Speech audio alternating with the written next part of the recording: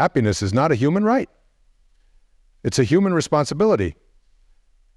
And most of us are failing spectacularly at it. In a world obsessed with external freedoms, we've neglected the most fundamental freedom, choosing our internal state regardless of external conditions. We march for political rights while remaining slaves to our own thought patterns. We demand systemic change while refusing to change the only system we actually control, our own consciousness. We point fingers at corporations, governments, and institutions while ignoring how our individual choice to live in reactivity rather than response creates the very world we criticize. For 30 days, I challenge you to stop contributing to collective misery and take radical responsibility for your emotional state, not because it's easy, but because it's the only thing that will ever create lasting change. There was a moment when everything changed for me. Not when the sun broke through clouds or when some mystical revelation descended from the heavens. It happened in the most ordinary place, waiting in a long checkout line at the grocery store. The woman ahead of me was fumbling with coupons. The cashier looked exhausted. Everyone seemed imprisoned by their own impatience. I felt that familiar heaviness creeping in, that voice saying, "This is taking forever. Why did you pick this line? Your ice cream is probably melting." Then I caught my reflection in the security mirror mounted in the corner. The furrowed brow, the tense shoulders, the unmistakable expression of someone waiting for life to improve once this inconvenient moment. And a question hit me with surprising force. What if my happiness doesn't depend on anything outside me? What if I could simply decide to be happy right now, regardless of circumstances? It sounds almost offensively simple, doesn't it? Force yourself to be happy for 30 days and see what happens next. But what if the power to transform your life existed in that one deceptively simple choice? Most of us have been sold a dangerous lie. We've been told happiness comes when we get the promotion, when we find the perfect partner, when we lose the weight, when we make more money. We've attached our potential for joy to future outcomes we cannot control. What if happiness isn't something that happens to you, but something you choose? The most profound truth I've discovered is that happiness is not a reaction to your life circumstances, but a decision you make regardless of them. Happiness is not something that happens to you, but through you. You're here today because something resonates about this message. Perhaps you're tired of postponing your happiness. Perhaps you recognize that if you continue waiting for perfect conditions, you might wait forever. The 30-day happiness experiment I'm proposing isn't about positive thinking or pretending problems don't exist. It's about fundamentally shifting your relationship with reality. It's about discovering that happiness isn't something you pursue. It's something you practice. When I first attempted this experiment myself, I failed miserably within the first 3 days. I realized I didn't even know what practicing happiness meant. I had confused happiness with pleasure or the absence of problems. True happiness is not the absence of problems, but the ability to dance gracefully with them. How many of us have said, I'll be happy when I get out of debt. I'll be happy when my kids behave. I'll be happy when my boss appreciates me. I'll be happy when my body looks different. We've placed our happiness on the far side of solved problems. But here's what I've learned. There will always be another problem. Always. And if you make your happiness contingent on problem-free living, you will spend your entire life waiting to live. Let me ask you a question, and I want you to really sit with it. What if your problems and your happiness could coexist? What if you could honor the challenges in your life without allowing them to determine your emotional state? This 30-day experiment is an invitation to discover what happens when you prioritize your happiness above all else. Not in a selfish way, but in a way that recognizes that the greatest gift you can give the world is your own wholeness. Here's what the experiment looks like in practice. For 30 consecutive days, you commit to choosing happiness as your default state. When something triggers you, and things will trigger you, you practice returning to happiness not as an emotion, but as your natural state of being. This doesn't mean suppressing genuine emotions or pretending everything is wonderful when it isn't. It means acknowledging difficulties while refusing to let them hijack your sense of well-being. During these 30 days, you'll notice how much of your unhappiness comes not from situations themselves, but from your thoughts about those situations. You'll begin to observe the stories you tell yourself and how those stories create your reality. There was a participant in one of my workshops, a woman who had survived unimaginable tragedy. She'd lost her husband and young daughter in an accident 3 years earlier. When she heard about this happiness experiment, She was understandably skeptical. "How dare you suggest I choose happiness after what I've lived through?" She challenged. The question pierced the room, and it deserved a thoughtful response. "Your grief is sacred," I told her. "This experiment isn't about denying that grief or suggesting you shouldn't feel it deeply. It's about discovering that even in your darkest moments, you have more choice about your state of being than you might realize." 6 months later, she wrote me a letter.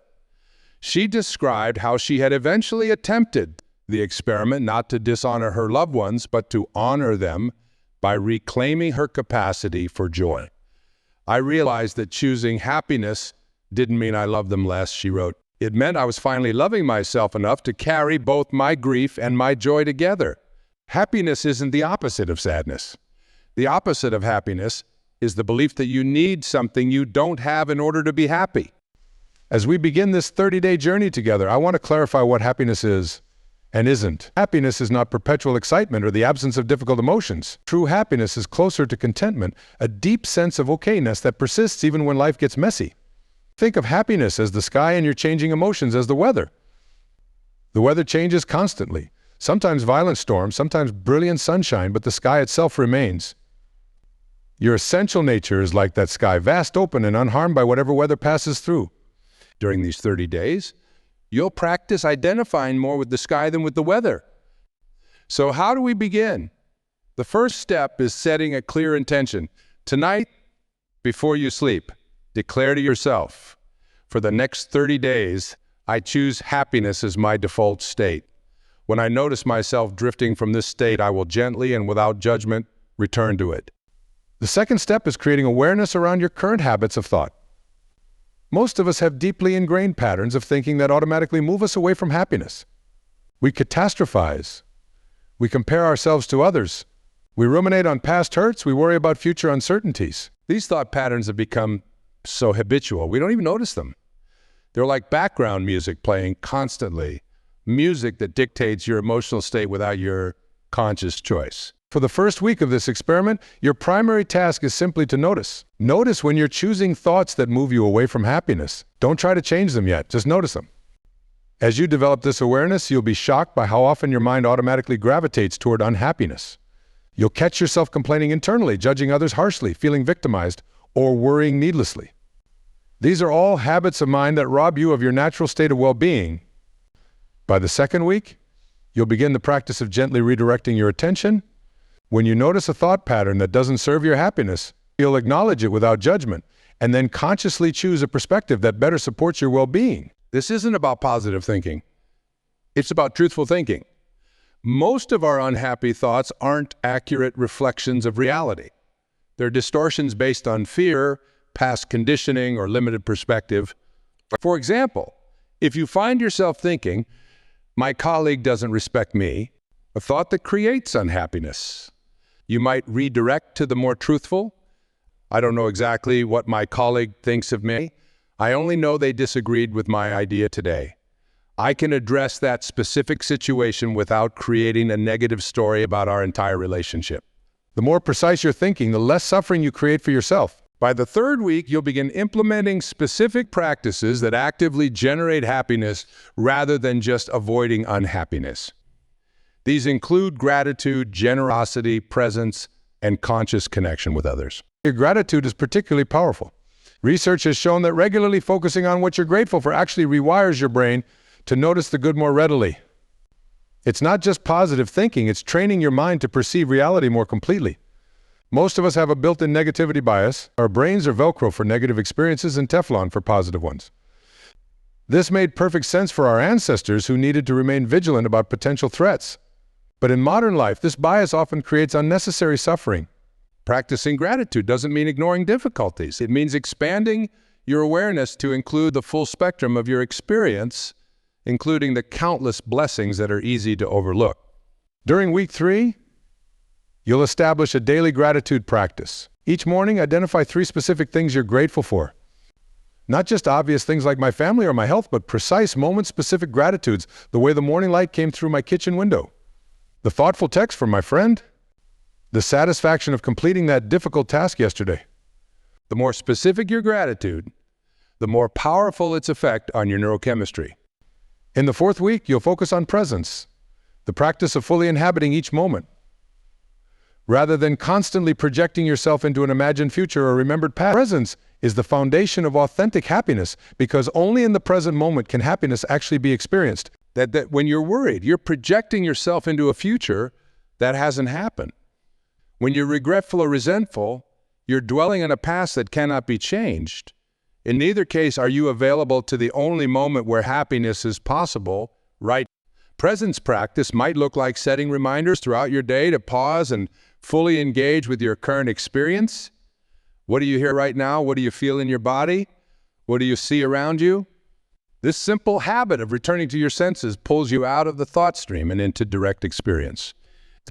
Direct experience, unfiltered by your interpretations, judgments, and stories, is inherently peaceful. It's only when we add our mental commentary that suffering arises. Throughout these 30 days, you'll face resistance. Your mind will argue that your unhappiness is justified. It will present compelling evidence that you should be worried, resentful, or fearful.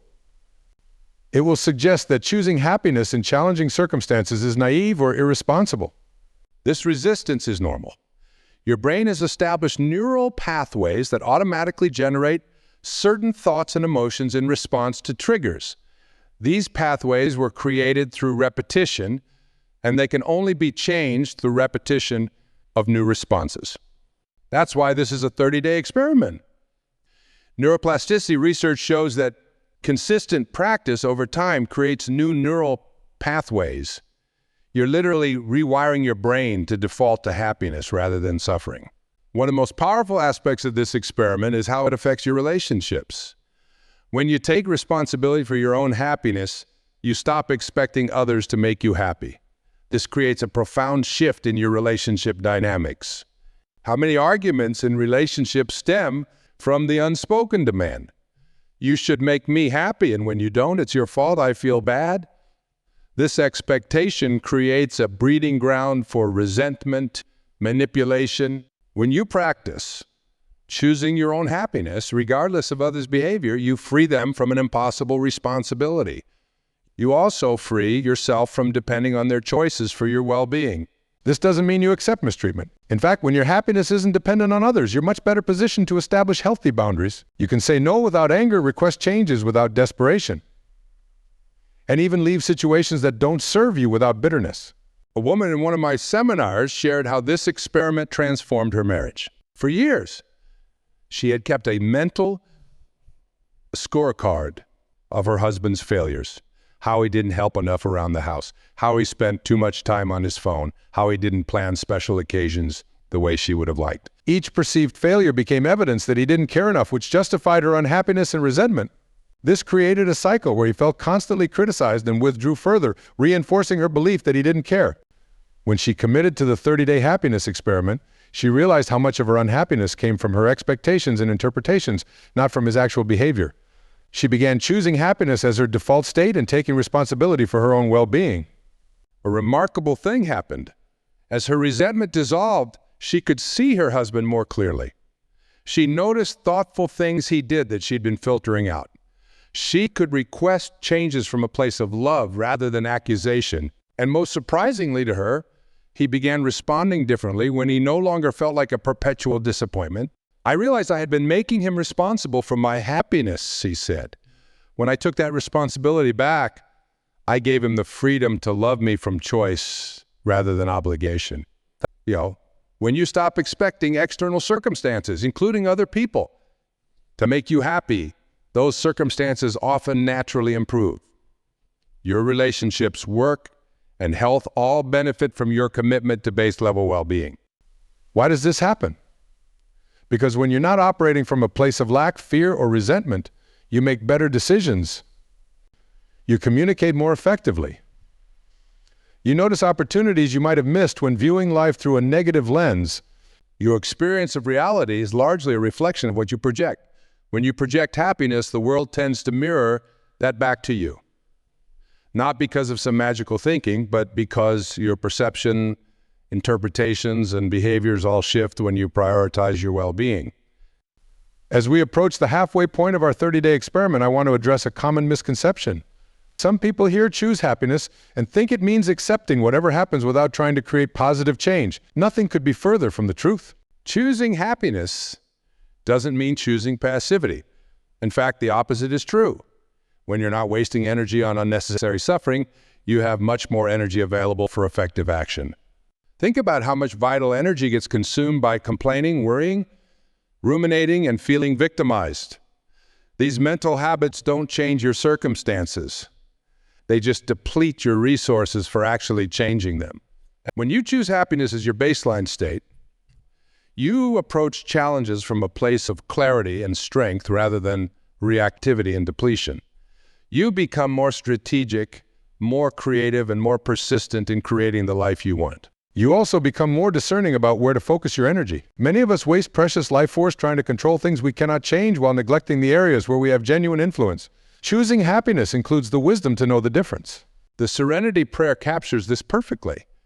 I mean, the serenity to accept the things I cannot change, the courage to change the things I can, and the wisdom to know the difference.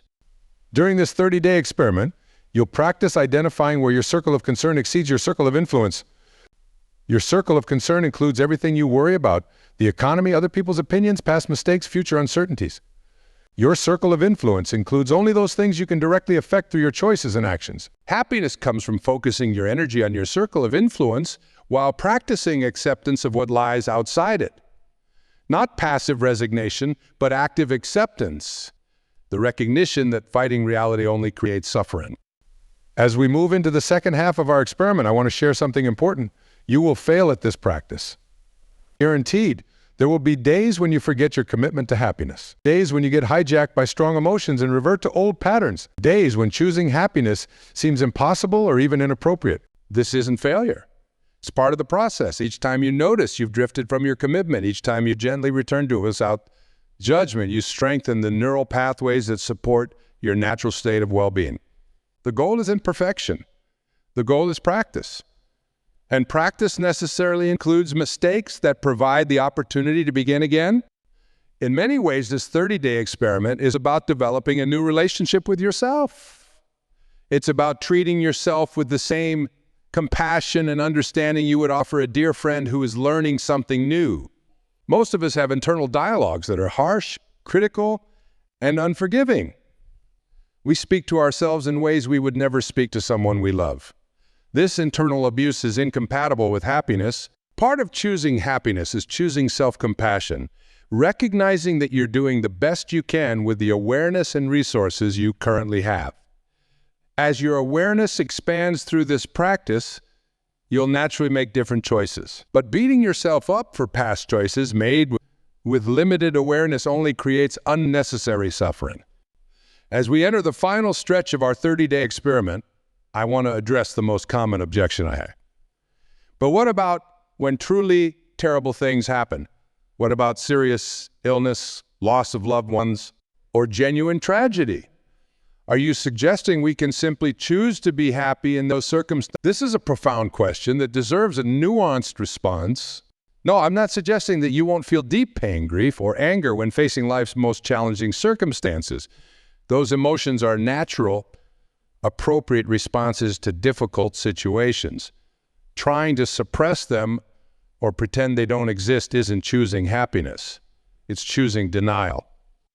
What I am suggesting is that even in your darkest moments, you have more choice about your state of being than you might realize. You can honor your grief while still choosing a foundation of peace. You can acknowledge your anger while not allowing it to consume you. You can face uncertainty with both honest fear and deep trust. In my own life, I've faced painful losses and daunting challenges. In those moments, happiness might not be the right word for what I was choosing. Perhaps what I was choosing was grace, the capacity to move through difficulty with dignity, presence, and openness.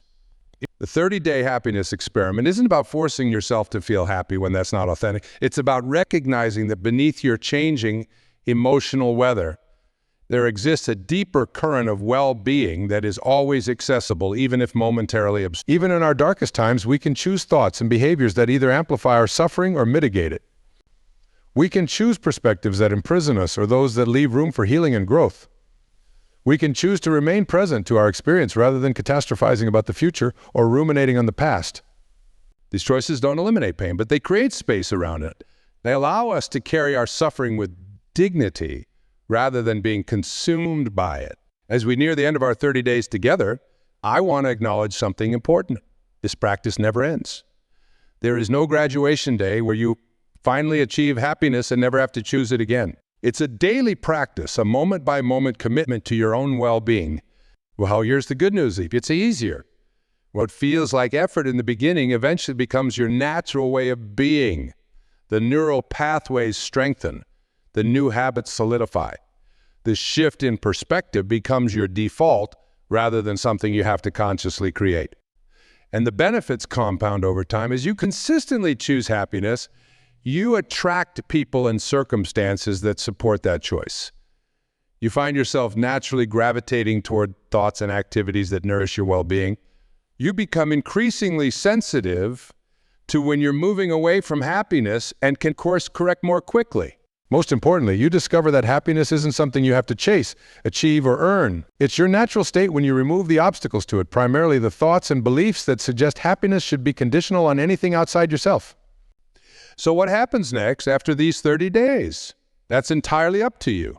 Some people report that this experiment fundamentally changes their relationship with life. Others find they need to recommit regularly as old patterns reassert.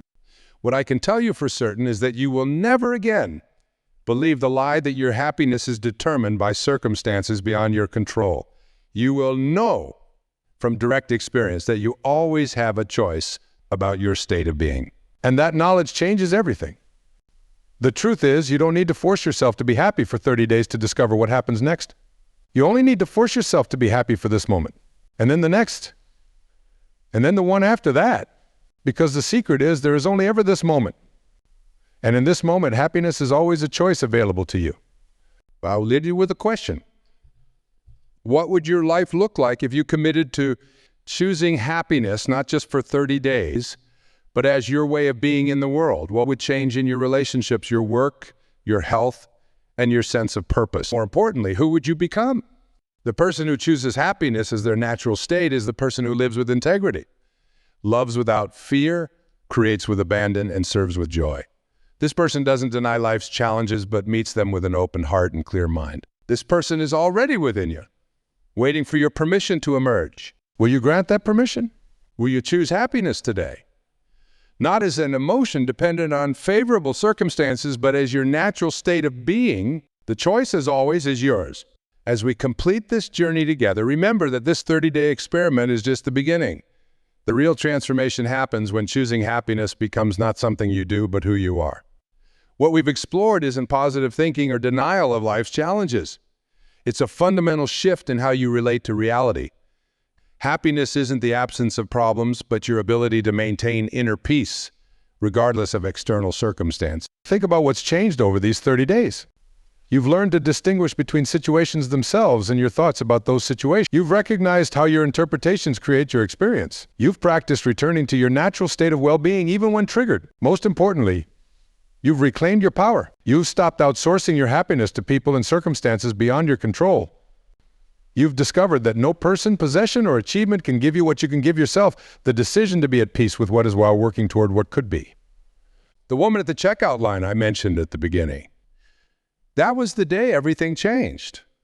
Not because the circumstances improved, but because I realized I didn't need to wait for better circumstances to feel better. When you force yourself to be happy for 30 days, what happens next isn't magic. It's simply the natural result of consistently choosing thoughts and perspectives that align with your well-being rather than undermine it. Your relationships improve because you no longer burden others with the impossible task of making you happy. Your work improves because you bring your full energy and creativity rather than resentment and resistance. Your health improves because your body responds to your mental and emotional state in measurable ways. But the greatest change is invisible. It's the quiet confidence that comes from knowing your well-being is in your hands, not at the mercy of an unpredictable world. So what will you choose tomorrow? And the day after? Will you return to the habit of conditional happiness? Or will you continue this practice of choosing happiness as your baseline state? The quality of your life hinges on this single choice made over and over again. Choose wisely, choose consciously, and watch as everything transforms, not because the world has changed, but because you have. Thank you for sharing this journey with me. Remember, happiness isn't something you pursue. It's something you practice until it becomes who you are.